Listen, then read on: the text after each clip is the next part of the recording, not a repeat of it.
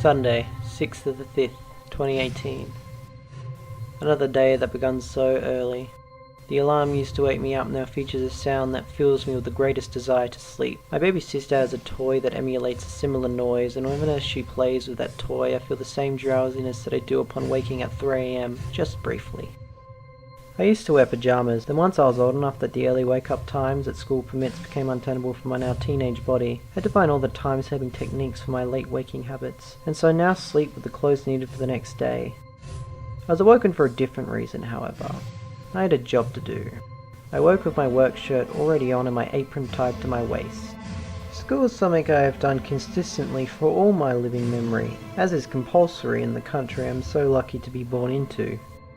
School has long become a chore to wake up to, but I have had my job for just under 2 years now, and the novelty of my first job is yet to wear off. I wake up at 3 AM, not because I have to, nor because it feels pleasant to do so, as neither is the case. I don't have to be at work until 5, and the distance is 1 kilometre, an easy skate that takes little time to traverse. I liked going to work this early. My town is dark. It is beautiful to me. There is only black with the orange glow of street lamps blazing its meagre light on the pink-stained concrete, and often not a single soul can be seen unless someone was throwing a party, and occasionally there are those with a few too many wandering home. Newman doesn't quite resemble a ghost town, but it is close. I've seen Whitnoon, a real ghost town. Newman will most likely be abandoned as the iron ore slowly dwindles from the mines. Mount Whaleback, the mine that this town is here for, and the 5th largest iron ore mine in the world, is just a pit now. Iron ore is the only reason Newman is here. It's a place you go to work. I also went to work so early because I enjoy that first hour of cleaning before I open. It takes a while to fully wake up. That time where I can take things slowly is good to have. The place I work is known as Muzbuzz, a simple drive-through coffee shop 15 metres long and about 2 or 3 metres wide. There are 2 windows on each side to serve drive-through customers, 1 walk-up window to serve those without such a vehicle, and 1 door at the back so that employees can enter and exit the building. Muzbuzz is a Western Australian franchise. Near all the places are in Perth, with some like mine and other parts of WA like Drelton and Newman, as well as a few places in other parts of the country and I think even Japan. I get my shifts mostly through listening to podcasts over the speakers in the building. Those speakers typically play radio, but it has an aux cord, so if you use an Android phone like any civilized human being, you can pretty easily play music, if that is your jam. Although mine was almost certainly podcasts. I got my job before I got into podcasts, and they are still my main form of media consumption. My first podcast I listened to was Dear Hank and John, as I was fresh meat and nerdfightarian, hence had a lot to catch up on with Hank and John Green. They were my first podcast listening experience. After them I listened to Welcome to Night Vale, which was mystifying and stunning. When I first started listening to podcasts at work, I was replaying all the episodes of those 2 podcasts. Before I finally moved on to new episodes, I can safely say I've listened to each and every episode of both Welcome to Night Vale and Dear Hank and John at least 4 times over. Next would be Hello Internet, then Cortex, both long and tangential, both qualities that dub them perfect to listen to while working. That Sunday, I've long finished all of HI and Cortex's backlog and had made do with a podcast I downloaded hundreds of episodes of that I honestly didn't really like that much.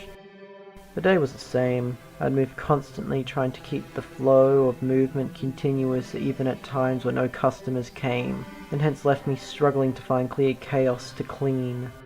Cars always came in packs, so my job has me always working with no cars or multiple cars. From 5 until 10, a typical shift for me. I left as soon as the next person came in to take my shift. When I first started working here, 2 people were usually on at once, but now only 1 person usually works at once, which I do not mind. Beyond that shift, my day featured nothing in particular of interest, just procrastinating on the important with the creative, and procrastinating on the creative with the mundane. I'm writing this now at 6 PM on a Sunday, relying on the brightness of my Chromebook screen to see the keys.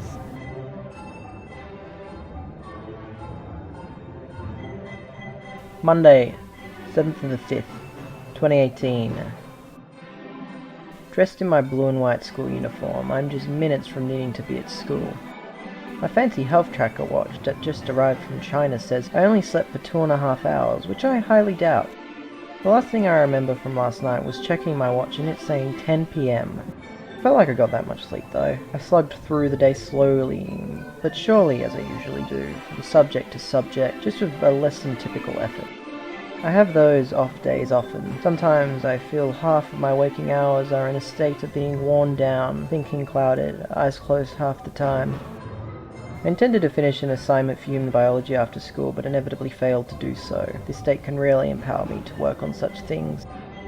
I practice more driving. I don't really want to drive, but I have to learn. I think it must be at least a decade too early for self-driving cars to be a fully fledged ordeal.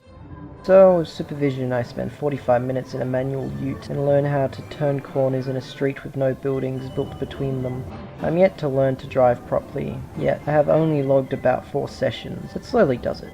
There is one thing I do think about doing upon being able to fully drive, and that is driving the entire length of the Great Northern Highway. I've been driven down Newman to Jong, a sizable 900 kilometers of road, many times before, but it might be interesting to do the whole distance of 3,204 kilometers.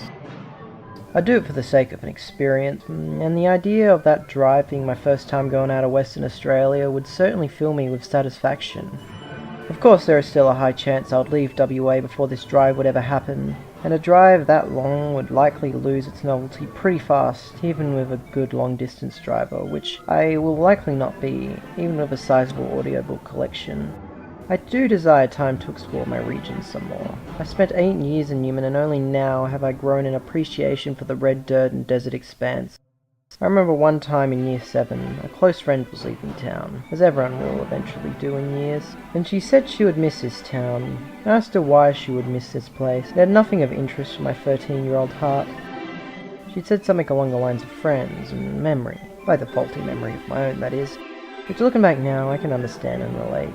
My closest friends haven't actually been friends for that long, by virtue of how often people move in and out of this mining town I live in. The oldest friend I still seek out and talk to is actually from a Pokemon forum I spent much of my recess and lunch on back in year 8.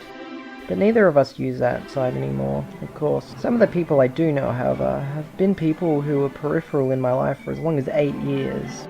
They weren't really close friends, but in some ways they probably won't be forgotten anytime soon. I spent the rest of my day at my laptop editing video, as the effort required was so minimal for what I was editing. 4.5 hour raw Skyrim gameplay video was hard for my computer to smoothly process, so every split, cut and drag I made in my video editor was slow. I usually either listen to a podcast while doing this, or leave my Chromebook open next to me with Google Plus open to scroll every few seconds while I waited through every edit. There was no real reason I made these. No one watches these videos, as demand for this niche has always been filled, but at least it made procrastination feel more productive and fulfilling, I suppose. Now, I write on this aforementioned Chromebook. Computers are playing through my blue Bluetooth headphones, and words incorrectly spewing out of the keyboard.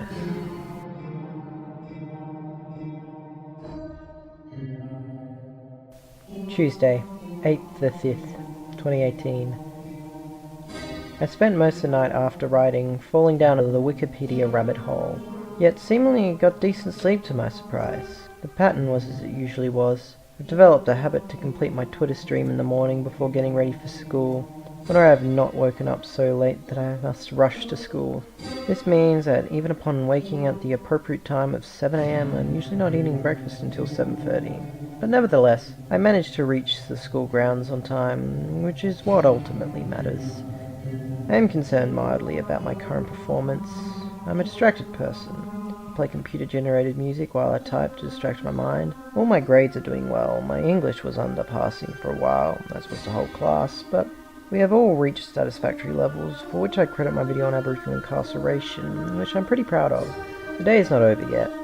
I'm typing this at school, using this small pocket of extra time to get started. I currently have 2 video scripts ready, 1 song parody, and this journal I plan to turn into a podcast. I have a job I work at least 3 shifts a week on, and school, for which I do not study, and now in Year 11 ATAR is starting to become a bit of an issue. It was only a couple of years ago that I spent every hour of my spare time trying to play games. My freedom back then was restricted on that matter. I could only play on the weekends, but secretly used my DS to play Pokemon through the night. Once those bans were lifted, I slowly chose to play less and less, residing in the more creative tasks, or at least trying to use them as an excuse to procrastinate. In a way, all those projects I do are games, in a sense of their purpose rather than their definition. I use these projects as a way to pass the time, to distract myself, as John Green would say, from the void of inevitable demise. Of course, I more see the relation in that they are both aimed to satisfy me enough to enjoy, yet also leave enough left to want me to keep on going. I use my PlayStation once or twice a week now, playing Skyrim and then editing the gameplay files as a way to justify the time spent. Before Skyrim was Borderlands, my favourite franchise, by the given that the game was accompanied me for at least 2 years of my life, and were the only games I played in those times. I most likely could have seen the realities within any game, but Borderlands was around when I finally saw the world, paid attention to it. Borderlands is lighthearted in its ventures, but as you play it, you inevitably see it in a more serious, more engaging light. Replaying it again and again lets you see it more and more as you remember every interaction between people within games. You can see how little difference there is between comedy and tragedy. This can be seen with any well-made fiction. Reality, that is. I did very little for the rest of the day. Nothing creative, and nothing important. The closest thing I did to actual work was reading more of To Kill a Mockingbird. I read the book last year on my own accord. I liked it well enough, but now I must read it again for English, which I do not mind so much. I read it completely last year, as it was mentioned by John Green, and it had been a long time since I have read any books of sizable length. I used to be quite the bookworm, but Year 9 had me read literally no books but a couple for English, which were good enough. I decided to read some of the books that were talked about on Crash Course Literature, such as To Kill a Mockingbird and The Catcher in the Rye, as well as Frankenstein, all of which were nice enough to read. Although, being my first accounts of actual classical books, I did find it more difficult than what I read before. I also tried other classic books like The Picture of Dorian Gray, which I found too difficult to read and only got halfway through, as well as Of Mice and Men, another good book, short as well. Reading is a good way to consume. Among the many ways to tell a story, words are among my favourite. I want to read more novels about the Pilbara, about my own region, my own place. I've heard of the story of Red Dog, the great Pilbara wanderer. I want to listen to more than just that. Wednesday, 9th of the 5th, 2018. My watch has its date order funny. The month is first, then the day and year, rather than how it should be, smallest of days to largest being years and month in between. Small problem of the United States being such a dominant economic power, I suppose. They sell a watch designed for Americans at an Australian store. I'm one of few people in some ways, one of the only few thousand to live where I do, only a few million to live in the country I do, but for the most part I am just another person. There is a lot I do not like about the United States, but there is a lot I do not like about many places I've never been. Ultimately it's just a place full of people, nor not, in the case of my own country. Our size is large and resources rich. Yet, people are concerned with those seeking asylum being hard to support, or playing life one of the wealthiest nations in the world. Still, I guess they're right in saying the country is mostly desert. Every place in Australia is near the coast, with the exception of very few places. Like Newman. It does not take long for the sand to turn into red dirt. In my many trips from Geraldton to Newman, the red dirt appears after just minutes of driving, and from Newman to Geraldton, it's all red dirt until we're inside the regional city. In some ways, I just live on an extremely large mountain. Newman is some 400 meters above sea level, simply by being 450 kilometers from ocean.